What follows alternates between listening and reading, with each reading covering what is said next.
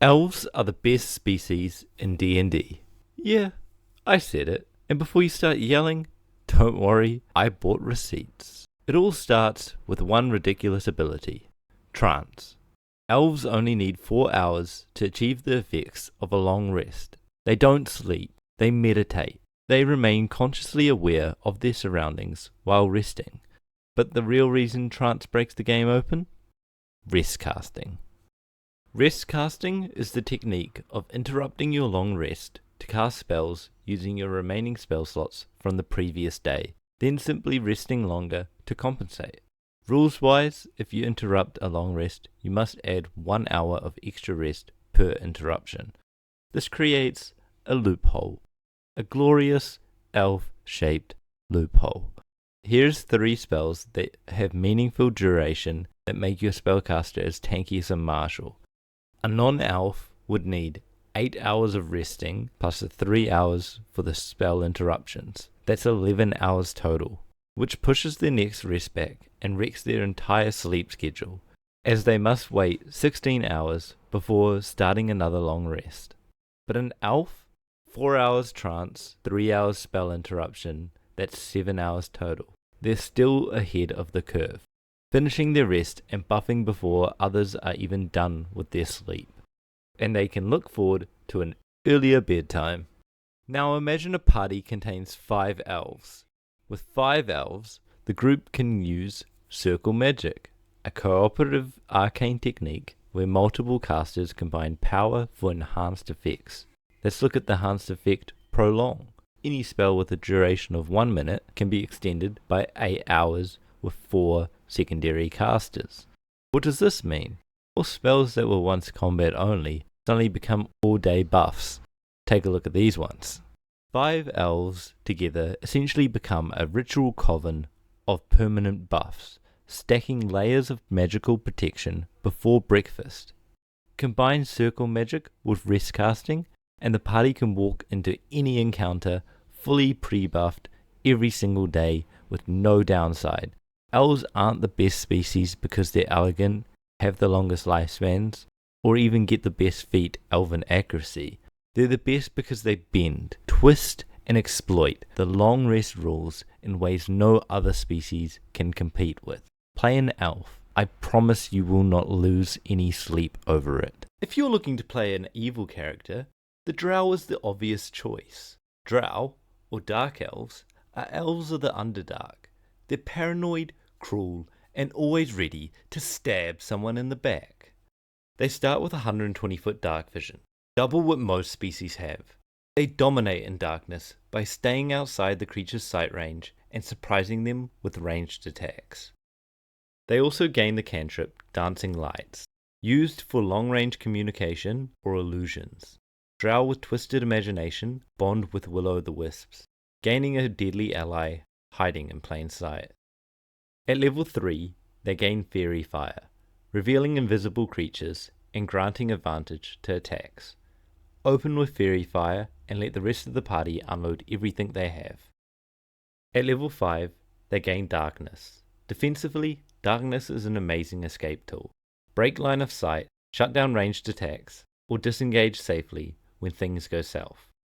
But offensively, Darkness is downright oppressive, which leads to the most infamous synergy in the game. Drow make exceptional warlocks, pairing Darkness with Devil's Sight. You drop a bubble of magical darkness, see perfectly inside it, and start deleting enemies who can't see and can't fight back. It's unfair, it's oppressive, and it fits perfectly for a character who believes they're simply better than everyone else. But Warlock isn't the only option. Drow also excel as Shadow Monks and Gloomstalker Rangers. If you want to dominate encounters through control, manipulation, and fear, if you enjoy playing smarter, dirtier, and more tactically than everyone else, Drow aren't just a choice, they're a threat. High Elves originate from the Feywild, where the older name Eladrin is still spoken. The term High Elf is often used by outsiders, and usually sounds like an insult, feeding into the stereotype of the elitist, detached immortals. Many high elves bind their souls to natural phenomena. Some intertwine themselves with the seasons, others follow celestial cycles or cosmic patterns.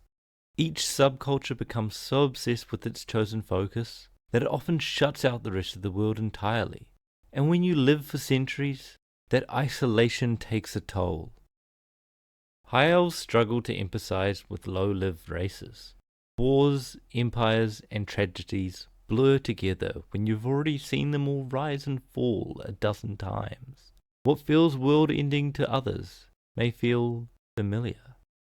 Mechanically, high elves are defined by adaptability. They start with Prestidigitation, a fun utility cantrip, but here's the real power. High elves can swap this cantrip on a long rest. That flexibility is massive. Planning a theft? Take Mage Hand. Big social encounter coming up? Swap to Friends. Need utility or flavor magic? Adjust accordingly. High elves don't guess what spell they'll need, they prepare for it. At level 3 they gain Detect Magic, one of the most reliable exploration tools in the game. It uncovers hidden enchantments, magical traps, and forgotten secrets. When the party is out of ideas, Detect Magic often reveals the clue that reframes the entire problem. At level 5, High Elves unlock Misty Step. This spell is universally powerful. It's a bonus action teleport that fixes positioning instantly. Avoid opportunity attacks, escape grapples, cross gaps, and reach enemies just out of reach. Because it uses a bonus action, you can reposition and still take your turn, making it one of the best defensive and mobility spells in the game. High Elves are the most versatile of the 3 elven lineages. They don't dominate a single niche. Instead, they quietly make every class better, adding flexible, reliable magic that adapts to whatever the story demands. If you want a character who plans ahead, solves problems creatively, and always has the right tool for the moment, High Elves don't overwhelm the battlefield. They outthink it. Wood Elves, also known as Copper Elves, are ancient forest guardians, deeply tied to nature and the cycle of life. They're calm, patient, and focus on preservation rather than progress. Basically, magical woodland hippies. They despise urban sprawl, greed, and possessiveness, believing that all things must grow, wither, and return to the earth in time. Culturally, wood elves are far more communal than their kin. Relationships are fluid, family structures are loose, and population growth is really a concern.